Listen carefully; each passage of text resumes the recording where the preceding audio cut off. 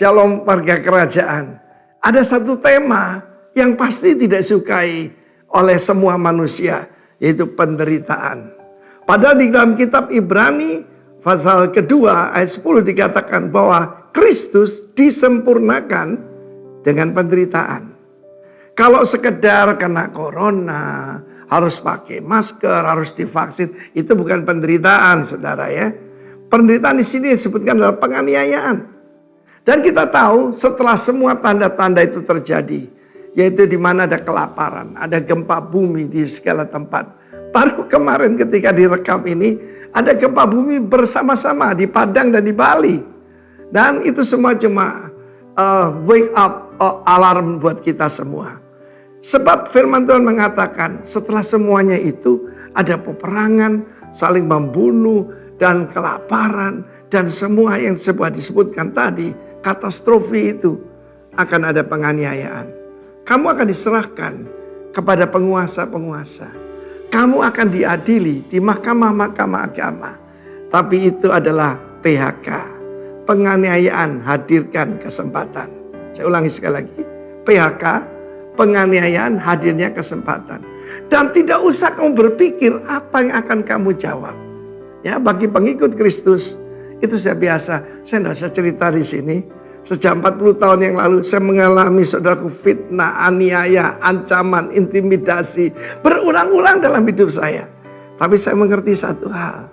Pertama-tama ketika Nabi Musa meninggalkan Mesir tanpa takut, dia menganggap penderitaan karena Kristus, menganggap penderitaan karena Kristus lebih dari seluruh kekayaan Mesir. Dia bisa jadi Firaun berikutnya.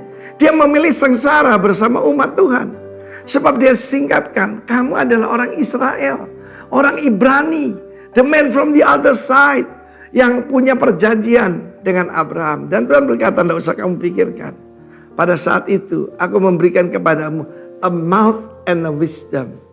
Di dalam Kisah Rasul pasal ke-7, kita melihat bagaimana Stefanus ketika declaring God's mandate, dia terangkan mulai daripada saudaraku, dari Musa, David, sampai kepada Kristus. Dan yang mendengarnya tertusuk hatinya. Dan dia dirajam batu jadi martir yang pertama. Tetapi dia melihat ke atas dan dia melihat Kristus siap berdiri, siap menyambut dia. Kristus berdiri itu untuk menghancurkan orang yang menganiaya dia. Dia berkata, Tuhan, jangan tanggungkan atas mereka. Dengan berkata demikian, dia menyerahkan nyawanya.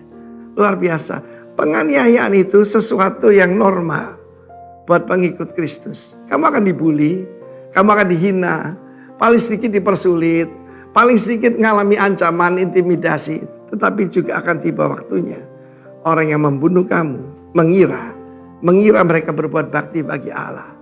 Mengenai suffering for Christ, 1 Petrus 2:20 mengatakan bahwa kita mendapatkan kasih karunia, multiplied grace kan. Kasih karunia bukan cuma untuk diselamatkan, bukan cuma untuk diberkati, but to suffer for His name. Dalam Kisah Rasul pasal 4, ketika Petrus dan Yohanes, mereka ditahan, dianiaya, disesah, karena ada orang lumpuh dari lahir, melompat dan berdiri, berjingkrak-jingkrak memuji Tuhan. Dan dia berkata, karena orang itu sembuh, kami dianiaya gak apa-apa. Mereka keluar bersuka cita.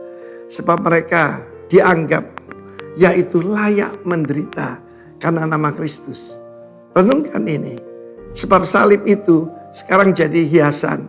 Salib itu adalah alat penganiayaan paling keji di dunia. Dan itu sudah ditanggung oleh Kristus. God bless you warga kerajaan. Amin.